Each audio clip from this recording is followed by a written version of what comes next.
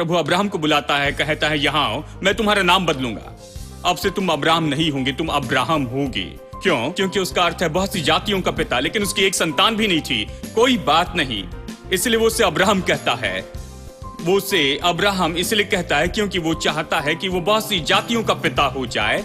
हम विश्वासी इस तरह है, कहते हैं देखिए भाई हम सत्य कहते हैं, ये जैसा है वैसे कहते हैं। प्रभु जैसे है वैसे नहीं कहता, प्रभु इसे वैसे कहता है जैसे वो चाहता है कि ये हो जाए।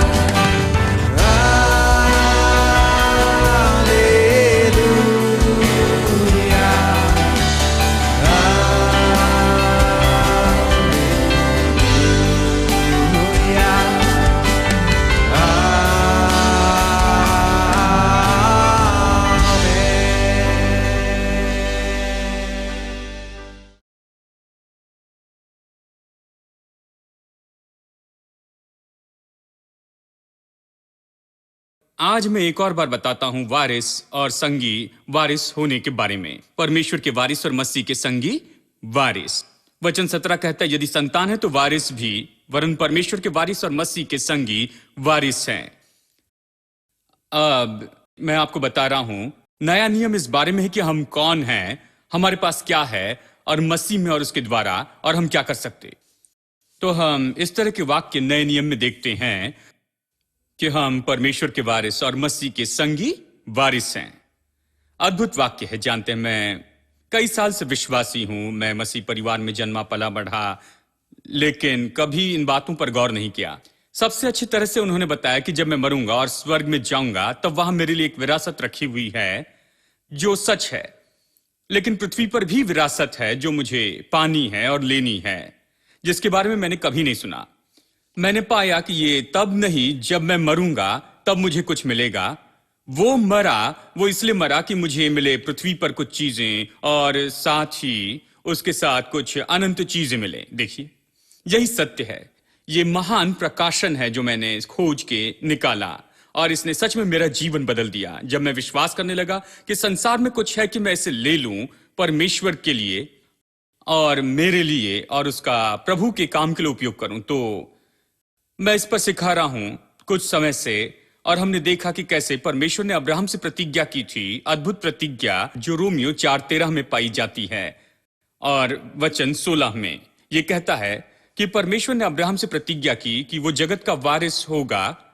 मतलब ये बहुत ज्यादा है, पूरे जगत का वारिस, केवल थोड़ा ये और थोड़ा वो नहीं, पूरा जगत, सारी चीजों के तुम वारिस हो, उसने कहा। और वो प्रतिज्ञा बाइबल कहती कि ये केवल अब्राहम और उसके वंश से ही नहीं, लेकिन ये उन सब के लिए है जो अब्राहम के जैसे विश्वास करते हैं, यानी हम सब के लिए जो मसीह में है, उसके लिए ये प्रतिज्ञा उपयोगी है। यानी हम जगत के वारिस हैं और बहुत से विश्वासी नहीं जानते हैं कि वो जगत के वारिस हैं। परमेश्वर ने यीशु को सारी बातों का वारिस नियुक्त किया और हमें उसके साथ जोड़ दिया और हमें संगी वारिस बना दिया। अब ये बाइबल का सत्य है। हमें अपनी विरासत को लेना होगा। हमें जो भी चाहिए हमारे जीवन में और भक्तिपूर्ण जीवन के लिए, वो यहां इस संसार में है। हमें जो पैसा चाहिए वो यहां है, वो स्वर्ग में नहीं। आपको निराश करने के लिए माफ करना, वो स्वर्ग में नहीं। स्वर्ग पैसा प्रिंट नहीं करता और अलग अलग करेंसी में नहीं भेजता, और ये सब ये यहीं पर है। सारी जमीन जो हमें चाहिए, सारी बिल्डिंग जो हमें चाहिए, हमें जो भी चाहिए, सोना चांदी और जो भी चाहिए आपके उपयोग के लिए कि इस संसार में आप अपना मिशन पूरा कर सके, जो प्रभु ने आपको दिया है, वो यहां पर है। आपको जो भी स्रोत चाहिए वो यहां इस संसार में है। शायद ये अभी गलत लोगों के हाथों में हो सकता है, लेकिन बाइबल कुछ बातें इस तरह से कहती है कि दुष्ट का धन तो धर्मियों के लिए रखा जाता है। और हमने काफी समय से इन वचनों को अनदेखा किया। हमें इस पर गौर करना चाहिए। यह कहता है कि जब आप देखते हैं कि गलत लोगों के पास सारा धन है, याद रखो परमेश्वर चाहता है कि आपके पास हो और आप तैयार नहीं है कि इसे ले ले, और इसे लेने के लिए मानसिकता आप में नहीं है और आप इस तरह से सोचते भी नहीं। बहुत से विश्वासी गाते हैं, मुझे संसार में कुछ नहीं चाहिए, मैं स्वर्ग में जा रहा हूं, मैं तो केवल परदेसी हूं संसार में। जानते हैं ये गीत उन्हें बहुत पसंद है। वो इसे लेने के लिए तैयार भी नहीं है। वो तैयार नहीं, यदि उनके हाथों में दे दो तो नहीं जानते कि ये क्या करेंगे। वो कहेंगे हमें ये नहीं चाहिए। इस तरह की मनोदशा बहुत से विश्वासियों में होती है। परमेश्वर कहता है जब तक कि तुम तैयार हो, जब तक कि अपने मन को तैयार ना कर लो कि इसे ले ले, इस विरासत को, किसी के पास तो इसे रखना होगा। उसने इस्राएलियों से कहा दूध और मधु का देश कनानी लोगों के पास में है। कनानी लोग बहुत ही दुष्ट थे। परमेश्वर ने कहा उन्हें नाश करो। परमेश्वर पर हम दोष नहीं लगा सकते क्योंकि वो नाश होने के लायक थे। मतलब वो ऐसे थे, यदि आप इतिहास पढ़े, किसी एनसाइक्लोपीडिया में देखे और कनानी के बारे में पढ़े, तो वो दुष्ट दुष्ट दुष्ट लोग थे। मतलब वो परमेश्वर के सिद्धांत के विरुद्ध में जीते थे, परमेश्वर के शत्रु थे पूरी तरह से। जानते हैं, पूरी तरह से वो चले गए अनैतिक जीवन में और हर तरह से। तो वो सच में इसके लायक थे, उन्हें जो मिला। ये बात की ये उनका था और इस समय तक वो उसका आनंद उठा रहे हैं। ये सच में प्रभु की दया थी। तो प्रभु ने कहा उन्हें ये मिला है, दूध और मधु का देश उनका है और बिल्डिंग उनकी है और बड़े घर में वो रहते हैं। उनके नगर बहुत बड़े हैं और उनके पास बहुत बड़ी जमीन है। अच्छे कुएं उन्होंने खोदे हैं, पौधे लगाए हैं और वो फल दे रहे हैं। और ये सब वो सब वहां पर है, वो सब उनका है, वो उनका आनंद उठा रहे। वो कहता है मैं क्या करूं, मैं उन्हें आनंद उठाने देता हूं। देखिए आप बाइबल में पढ़िए, कहता है मैंने उन्हें कुछ समय आनंद उठाने दिया, क्योंकि यदि वो इसे नहीं बढ़ाएंगे, इस पर काम नहीं करेंगे, नहीं तो फिर जंगली जानवर आकर उस जगह पर रहने लगेंगे और ये सही नहीं होगा। जब तुम उसे लेने के लिए आओगे, ये रहने लायक जगह नहीं होगी। तो तुम्हारे लिए मैं उन्हें इसे लेने दूंगा। वो कहता है मैं उन्हें कुछ समय तक आनंद उठाने दूंगा कि वो इसे तैयार करे, खेती करके इसे अच्छा बनाए, तो तुम जाकर उसे ले सकोगे। प्रभु सही सोचता है, हम सही नहीं सोचते हैं। प्रभु कहता है मैंने योजना बनाई, जब भी तुम तैयार हो तुम आकर दूध और मधु के देश में चल सकते हो और इसे ले सकते हो। लेकिन बहुत से विश्वासी इसे नहीं समझते हैं। हमें इसे विश्वास से लेना है, विश्वास से लेना है। हम जाकर उन्हें मारकर भगा नहीं सकते, हमें इसे विश्वास से लेना होगा। अब हम बता रहे हैं कि यह विश्वास कैसे आता है और कैसे हमें विश्वास का वचन सुनना चाहिए कि हम इस तरह के जीवन में चल सके, हम इस तरह का जीवन जिए जहां प्रभु की आशीषों को प्राप्त करें। विश्वास का वचन, पौलुस कहता है वो जो प्रचार कर रहा था उसे विश्वास का वचन कहता है। रोमियो 10:8 कहता है हमने तुम्हें विश्वास का वचन प्रचार किया है। उसने नहीं कहा विश्वास, उसने नहीं कहा वचन, वो कहता है विश्वास का वचन। वो खास शब्द का उपयोग करता है, मैंने आपको बताया था। कारण यह है कि इसका कुछ अर्थ होता है। विश्वास का वचन वो है जो विश्वासहीन व्यक्ति में विश्वास लेकर आता है, जो आशाहीन है, इसलिए इसे विश्वास का वचन कहते। और जब यह प्रचार किया जाता है तो ये वचन तुम्हारे निकट है, तुम्हारे मुंह में और तुम्हारे मन में है। जो भी प्रचार किया जाता है वो आपका हो जाता है। जैसे आप उस पर विश्वास करते हैं, जैसे आप उसका अंगीकार करते, जैसे आप अपने दिल में विश्वास करने लगते हैं, यह आपका होता है और यह आपका हो जाता है और आप इसमें विश्वास में और विजय में चलने लगते हैं। तो विश्वास का वचन ऐसे काम करता है। लेकिन चलिए एक और बार देखते हैं कि ये विश्वास का वचन कैसे काम करता है। प्रभु ने सब कैसे नियुक्त किया। परमेश्वर विश्वास के वचन का उपयोग करता इस तरह से। देखिए, इस तरह की प्रतिज्ञा कि वो जगत का वारिस होगा, चकित करने वाली अद्भुत प्रतिज्ञा है। लेकिन उसने ऐसी प्रतिज्ञा क्यों की? क्योंकि परमेश्वर इस मनुष्य को लेना चाहता था जो परमेश्वर के बारे में कुछ नहीं जानता था, परमेश्वर के उद्देश्य और योजना के बारे में नहीं जानता था, और उसके दिल में रखना चाहता था वो बीज, विचार का बीज कि प्रभु मनुष्यों के लिए क्या चाहता है। अब्राहम को कैसे लिया, जो कि एक मनुष्य था जो संसार में परमेश्वर की सुन रहा था, और परमेश्वर उसके पास आकर कहता है तू जगत का वारिस है। उससे ये प्रतिज्ञा करने के बाद प्रभु अब उसके दिल में रखता है जैसे वो बोने वाला बीज बोता है, और वो बोता है एक विचार इस मनुष्य के दिल में, ऐसा विचार जो उसने पहले नहीं सोचा था। अपनी बड़ी कल्पना से भी कभी उसने नहीं सोचा होगा, सोचने की हिम्मत ही नहीं की होगी कि वो जगत का वारिस होगा। प्रभु कहता है कि तुझे इस जगत का वारिस होने के लिए बुलाया गया है। क्यों? क्योंकि परमेश्वर चाहता था कि वो वहां संसार को प्राप्त करे। प्रभु चाहता था कि सब वापस ले जो आदम ने खोया। परमेश्वर चाहता था कि वो इस तरह से जिए जो परमेश्वर ने हमेशा मनुष्य के लिए योजना बनाई है। इसलिए वो इस तरह से शुरू करता है। प्रभु आपका जीवन बदलना चाहता है और उससे नई दिशा में ले जाना चाहता है। जब परमेश्वर आपके जीवन का तरीका बदलना चाहता है और आपको नया जीवन जीने के लिए मदद करना चाहता है, वो इस तरह से शुरू करता है। वो आपके पास अपना वचन लेकर आता है। इसलिए बाइबल कहती है कि उसने अपना वचन भेजकर चंगाई दी। ये नहीं कहता कि चंगाई भेजी, वो वचन भेजता है। वो वचन भेजकर चंगाई देता है। तो वो वचन भेजता, आपको बदलने के लिए वचन भेजता है। आपको और पैसा चाहिए तो वो कहता मैं वचन भेजूंगा। आपको और खुशी चाहिए तो कहता मैं वचन भेजूंगा। शांतिपूर्ण परिवार चाहिए तो मैं वचन भेजूंगा, वो कहता। व्यापार में सफलता चाहिए तो प्रभु कहता मैं अपना वचन भेजूंगा।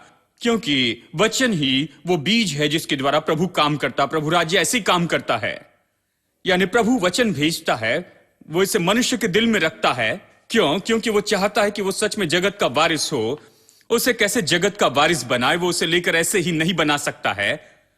उसके दिल में कुछ करना होगा कि वो इस तरह से सोचने लगे और ऐसी कल्पना करे और खुद को इस दशा में देखे, खुद को जगत के वारिस के रूप में देखे, और तब वो सब लेगा जो परमेश्वर ने उसके लिए रखा हुआ है। तो परमेश्वर इस तरह शुरू करता है।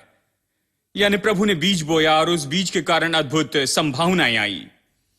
आपको लगता है कि अब्राहम वैसे ही रह गया होगा? मतलब अब्राहम किसी अजीब से शहर से आया था, मतलब जानते हैं ऐसी जगह से, अनजानी जगह से, किसी अंधकार की जगह से, संसार के किसी कोने से, और प्रभु से लाकर कहता है तुम जगत के वारिस होगे। इसने उस मनुष्य में क्या किया होगा, जरा कल्पना कीजिए। उसी दिन घर जाकर सबको बताया होगा, जानते हैं, स्वर्ग का परमेश्वर मेरे पास आकर कहता है कि मैं इस जगत का वारिस बनूंगा। मुझे पता नहीं इसके बारे में क्या सोचूं, लेकिन वो कहता है कि मैं इस जगत का वारिस बनूंगा। और मैं आपको बताऊं कि उसके मन में ये इतना भर गया होगा और उसके विचारों और कल्पनाओं को भरा होगा। उसने उसके अंदर चिंगारी जगाई होगी। वो प्रोत्साहित हुआ होगा कि खुद को देखे पूरी तरह से अलग रूप में। परमेश्वर ने ऐसा बीज बोया था। परमेश्वर ने उसमें कुछ वचन रखे थे कि अब वचन काम करने लगे और उसे बदलते चले जाए। जब वो इस पर विश्वास करता है और जब उस पर चलता है और जब वो निरंतर ध्यान देता है कि प्रभु क्या कहता है, मैं आपको बताऊंगा, वो बढ़ेगा, बढ़ता जाएगा और वो परिणाम लाएगा। यानी उसे जगत का वारिस होने के लिए प्रभु इस तरह से शुरू करता है।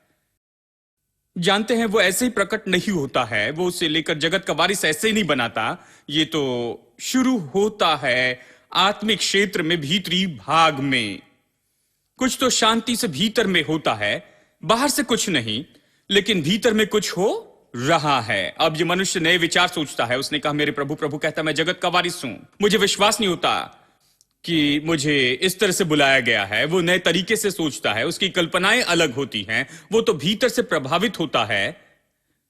अब ये प्रभु वचन का महान सिद्धांत है, इसलिए इसे विश्वास का वचन कहा गया है। क्योंकि विश्वास के वचन को आपके भीतर जाना है और उसे आपके भीतर कुछ करना होगा, क्योंकि जो कुछ परमेश्वर आपके लिए करना चाहता है वो भीतर से शुरू होता है, अदृश्य में, अनदेखे तरीके से, अदृश्य संसार में ये भीतर होना चाहिए। केवल तब ये बाहरी रूप में होगा। आज मैं आपको यही बताना चाहता हूं। वचन आपको दिया गया है कि ये भीतर में काम करे, कि ये बाहर में कुछ उत्पन्न कर सके जो परमेश्वर ने आपके लिए रखा है। इसलिए परमेश्वर कहता है कि तुम जगत के वारिस हो, क्योंकि वो चाहता था कि मनुष्य का भीतरी भाग इस विचार से जकड़ जाए, कि इस कल्पना से ये प्रज्वलित हो जाए। वो चाहता था कि ये सच में इसलिए और इसमें आगे बढ़े और कुछ शांति से भीतर में शुरू होता है। कोई बाहरी बदलाव नहीं, वही पुराना अब्राहम है, तुरंत ही कोई बदलाव नहीं आया, लेकिन कुछ बदलाव भीतर में हो रहे हैं, भीतर में कुछ हो रहा है। और मैं आपसे कहता हूं मेरे अनुभवों से, प्रभु जो कुछ भी करना चाहता है पहले वो हमारे दिल में काम करता है, यहीं से वो शुरू करता है। जानते हैं, मैंने पाया, उदाहरण के लिए सेवकाई में, क्योंकि मैं सेवकाई कर रहा हूं तो मैं इसे अच्छी तरह से बता सकता हूं। मैंने इसका अनुभव किया। जब प्रभु चाहता है कि आपका चर्च हो या कुछ ऐसी सेवा, आपके पास कुछ भी नहीं, कोई चर्च नहीं है, 5 लोग भी नहीं है, कुछ नहीं है, कोई जगह नहीं, बिल्डिंग नहीं है, कुछ भी नहीं, प्रभु ये आपके दिल में रखता है, महान दर्शन रखता है उस चीज के लिए जो आपको देना चाहता है। और फिर क्या होता है, आपका दिल इससे प्रज्वलित होता है चर्च के बारे में, सेवकाई या कुछ जो प्रभु आपके द्वारा करना चाहता है। आपके पास बाहर से कुछ नहीं होता है, बाहर से कुछ नहीं हो रहा है, लेकिन भीतर में कुछ हो रहा है, भीतर में, क्योंकि परमेश्वर ने अपना वचन आपसे कहा। देखिए, विश्वास का वचन ऐसे काम करता, व्यापार ऐसे शुरू होता है। प्रभु दिल को प्रज्वलित करता है इच्छा और दर्शन के साथ कि आप अपने जीवन में कुछ करें, व्यापार में या ऐसा कुछ करें। जानते हैं, जब वो भीतर आता है तुरंत आपकी आर्थिक परिस्थिति नहीं बदलती, आप तुरंत बहुत लाभ कमाने नहीं लगते हैं या ऐसा कुछ नहीं होता, बाहर से कोई बड़े परिणाम नहीं मिलते, लेकिन भीतर में कुछ हो रहा है, भीतर में कुछ बढ़ते जाता है, भीतर में कुछ प्रज्वलित होते जाता है। यही तो वो बात है कि विश्वास कैसे काम करता है। इसलिए मैंने आपको गिदोन के बारे में बताया। जानते हैं, वो तो डरपोक व्यक्ति था, मिद्यानियों से डरा हुआ था, गेहूं छिपा रहा था, और प्रभु स्वर्गदूत भेजकर उसे बुलाता है जानबूझकर, हे शूरवीर सूरमा। मैं आपको बताऊं, गिदोन उस दिन घर में गया होगा तो वो सो नहीं पाया होगा। उसने अपने माता पिता को और सबको जगाया होगा और उनसे कहा होगा। जानते हो, प्रभु ने अपने स्वर्गदूत को भेजा क्योंकि उसने जांच कर देखा था कि परमेश्वर का स्वर्गदूत है। उसने कहा होगा, जानते हैं, मैं डरपोक व्यक्ति हूं, सबसे डरा हूं, मैं योग्य नहीं हूं, मैं गरीब हूं, हम लोग गरीब हैं, कंगाल हैं, किसी के योग्य नहीं। जानते हैं, हम कुछ नहीं हैं, जानते हैं, लेकिन परमेश्वर ने स्वर्गदूत को भेजा और उसने मुझसे कहा, हे शूरवीर सूरमा, प्रभु तुम्हारे साथ है, इसमें कुछ होगा। प्रभु ने मुझसे कहा, इसलिए इसमें कुछ होगा, जिससे वो अब प्रज्वलित हो गया। उसके दिल में आग सुलग गई होगी, हे शूरवीर सूरमा। उसने इसके बारे में कहा होगा, इसके बारे में सोचा होगा, इस बार सपने देखे होंगे। देखिए, प्रभु ऐसे काम शुरू करता है। हेलो, क्या आपके भीतर कुछ हो रहा है? देखिए, बहुत से लोगों के लिए कुछ भी भीतर नहीं हो रहा है। क्यों? क्योंकि वो संदेश सुनते हैं लेकिन वो विश्वास का वचन नहीं सुनते हैं। इसमें बड़ा फर्क है। आप संदेश सुनते हैं, अच्छी नैतिक कहानियां, पाठ, नैतिक पाठ, अच्छे संदेश मसीह लोगों के लिए, जानते हैं। देखिए, लेकिन विश्वास का वचन अलग है। जब विश्वास का वचन आता है, आप संदेश सुनने के बाद में उस जगह से उठते हैं। जब घर जाने के लिए जाते हैं तो दिल में आग के साथ जाते हैं। कोई वचन आपके पास में आता है, किसी ने आपको प्रोत्साहित किया है, किसी ने आपको आशा दी है, अब आप ऊपर देख रहे हैं और कुछ तो भी जल रहा है पहले से भी बेहतर, और ये सच में आपको जलाता है और आप अगले हफ्ते आते हैं कि और सुन सके, और इसके बारे में सोचते और इसके बारे में सपने देखते, इसके बारे में सुनते, सोचते हैं, और ज्यादा आप आग में तेल डालते जाते हैं, और आप सच में ऐसा होता है कि भीतर में कुछ हो रहा है। ये विश्वास के वचन से ही शुरू होता है। विश्वास का वचन प्रभु ने इसी तरह से काम करने लगाया, इसीलिए वो आकर इस तरह से बातें करता है। वो डरपोक को कहता है, जो डरा हुआ था, भयभीत था, वो उसे जानबूझकर कहता है, हे शूरवीर सूरमा।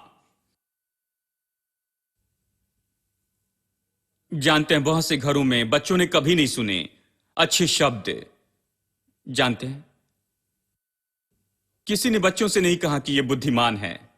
जानते हैं, वो हमेशा उनसे कहते हैं कि तुम बुद्धू हो। जानते हैं, तुम कभी कुछ सही नहीं करते हो, तुम सब कुछ गलत करते हो, तुम कभी सही नहीं हो, तुम किसी लायक नहीं हो। ये हमेशा चलते ही रहता है और सब ये कहते हैं इसके बारे में, वो कहते जाते हैं और सोचते हैं ये तो केवल शब्द है, इससे कोई फर्क नहीं पड़ता। लेकिन मैं आपको बताऊं, जैसे एक भाई ने कहा, लाठी और पत्थर से मुझे चोट नहीं लगती, लेकिन शब्द मुझे मारते हैं।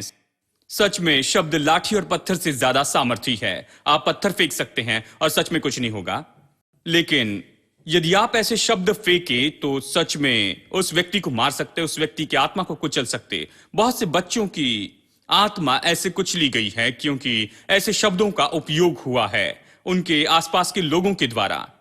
और देखिए किस तरह से, यानी ये पहली बार परमेश्वर ने कहा इस मनुष्य से, प्रभु का स्वर्गदूत आकर कहता है, हे शूर वीर सुरमा, प्रभु तुम्हारे साथ में है। ये उस व्यक्ति को बदलने के लिए काफी था, ये उसे नई तरह से सोचने के लिए काफी था। ये काफी था कि वो सोचे कि नई संभावनाएं हैं, वो अलग हो सकता है। परमेश्वर ऐसा है, परमेश्वर हमेशा कुछ करना चाहता है, वचन से काम करता। उसने पूरे संसार को शब्दों से बनाया, जो चीजें हैं ही नहीं उन्हें ऐसे बुलाता है जैसे कि मानो वे हैं। यानी जब वो आपको कुछ बनाना चाहता है तो वो आपको ऐसे बुलाता है जैसे वो चाहता है कि आप हो जाएं उसके अनुग्रह के द्वारा। कल के दिन आप इसे पूरी बाइबल में देखिए, प्रभु अब्राहम को बुलाता है, कहता है यहां आओ, मैं तुम्हारा नाम बदलूंगा, अब से तुम अब्राहम नहीं होंगे, तुम अब्राहम होगे। क्यों? क्योंकि उसका अर्थ है बहुत सी जातियों का पिता, लेकिन उसकी एक संतान भी नहीं थी। कोई बात नहीं, इसलिए वो उसे अब्राहम कहता है। वो उसे अब्राहम इसलिए कहता है क्योंकि वो चाहता है कि वो बहुत सी जातियों का पिता हो जाए। हम विश्वासी इस तरह है, कहते हैं देखिए भाई हम सत्य कहते हैं, ये जैसा है वैसे कहते हैं। प्रभु जैसे है वैसे नहीं कहता, प्रभु इसे वैसे कहता है जैसे वो चाहता है कि ये हो जाए।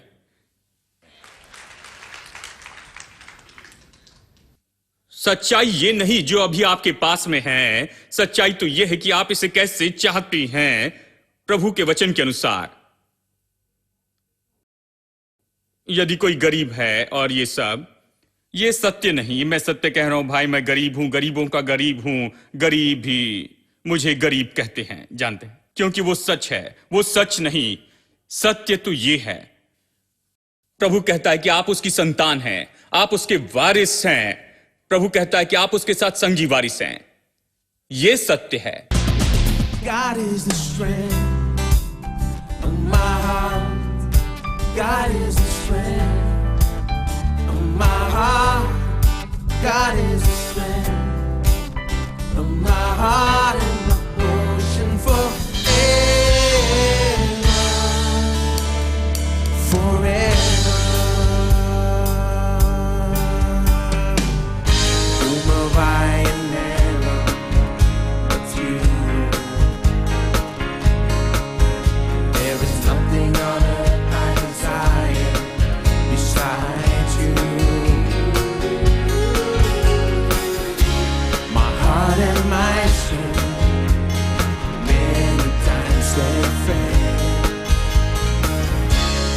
There is one truth that always will prevail.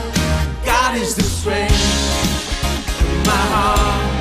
God is the strength of my heart. God is the strength of my heart and my portion forever. God is the strength of my heart. God is the strength of my heart. God is the strength of my heart and my portion forever, forever.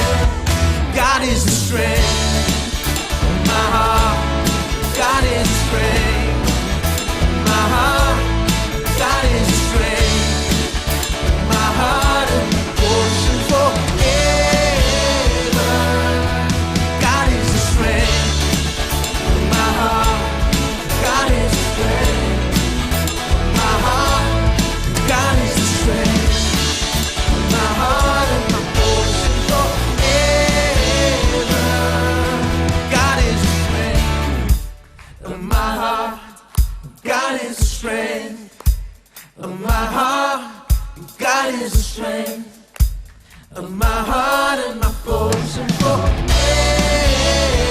Everybody, God is the strength of my heart. God is the strength of my heart. God is the strength of my heart and my portion forever.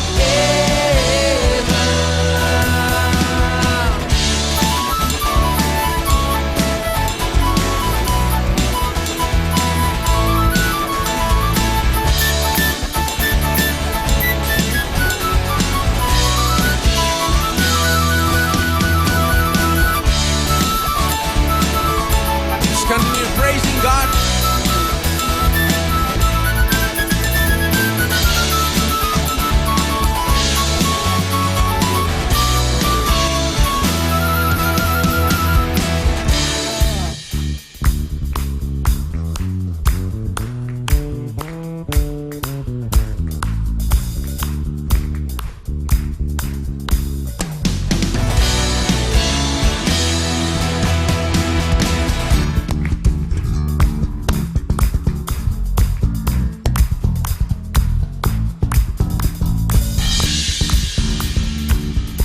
Ready to sing? God is the strength.